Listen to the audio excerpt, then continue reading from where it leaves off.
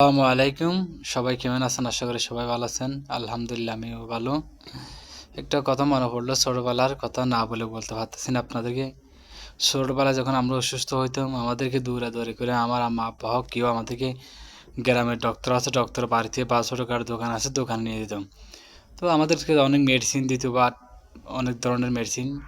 এগুলো কী খেতাম আমরা ভাত খাওয়ার টাইমে আমাদেরকে যখন দিত, নাকি আমরা ডোল আছে, ধানের ডোল আছে না, ডোলের নিচে বা চেয়ারের নিচে আমরা ওগুলো মেলে দিতাম, ফালা দিতাম ওষুধ খাইছি বলে।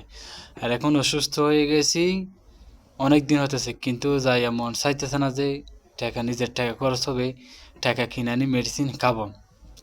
তবে গেলাম, জোর করে মেডিকেলে গেলাম। আজকে গেছি, মানে কিছু সাধারণ রোগে গেছি।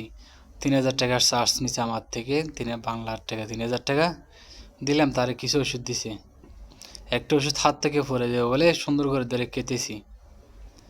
হায় রে মানুষ আমরা! বাপের হোটেলে যখন থাকি আমরা কিছু বুঝি না, যখন নিজের হোটেল আসে তখন বুঝতে পারি এই পৃথিবীর অস্থিরতাটা কতটা ভয়ানক, একজন পুরুষের জন্য কতটা ভয়ানক এই পৃথিবী।